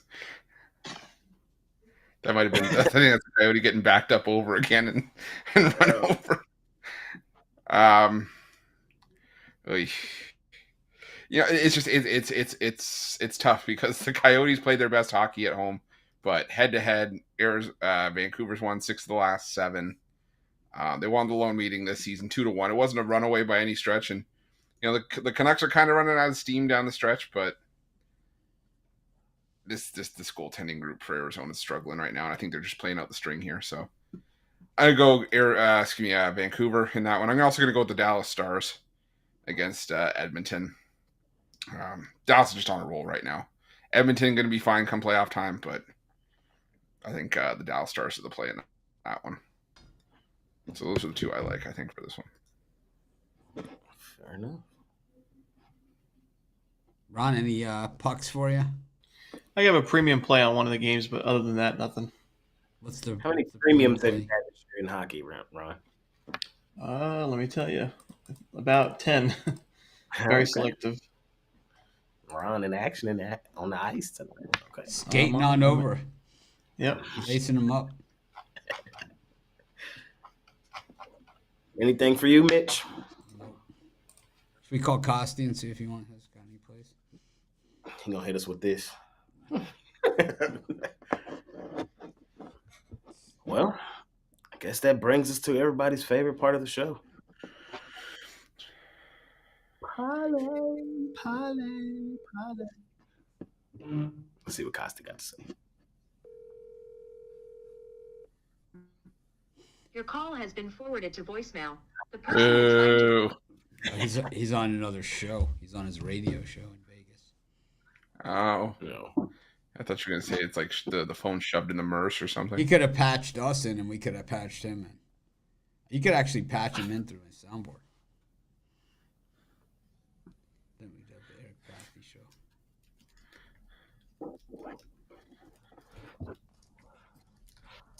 Oh, he sent me a link. And now I lost my mouse.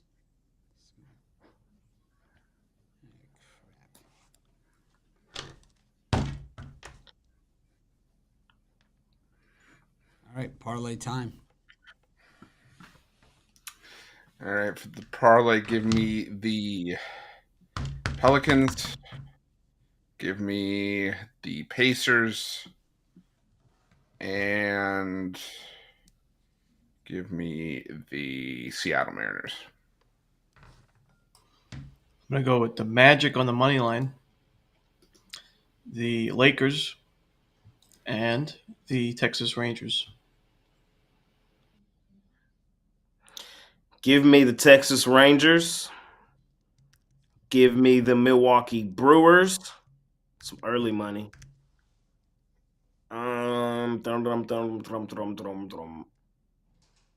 give me the hype train. The Toronto Maple Leafs.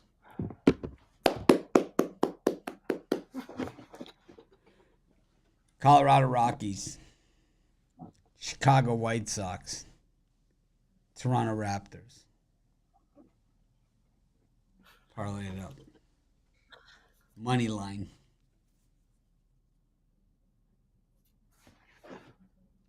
Make it a winning day. We appreciate each and every one of you. Be sure to grab Ron's season pass before I raise the price. Use the discount code PICK, 15% off. It's a lot of baseball for not a lot of money. 600 is a steal. It's ridiculous. It should be at least $6.99. Work with me here. It's actually $5.99.97. Oh my god! You better get on that. Is that special consulting by Brian Bittler on the pricing? It's a scrappy little package I got. He wasn't talking about baseball. No.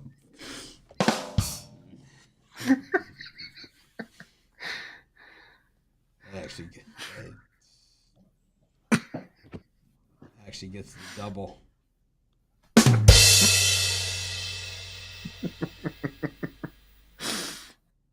Gives a new meaning to half off. I told you put the house on Texas. I told you. They lost. They lost. I told you. What games you like over in the NBA? I don't know. We just spent an hour talking about it. 47 minutes talking about the NBA. All right. I'll see you guys tomorrow. Thanks, Ron. As always, Wednesdays with Ron. Always special for us here at Pick Dogs. And Wednesdays. Jay and Chris, we'll just see you like we always do. Nothing special about it. Wow. Yeah. There, I said it. Got it off. It's something I got to get off my chest. I'm going to try to act more professional tomorrow. Make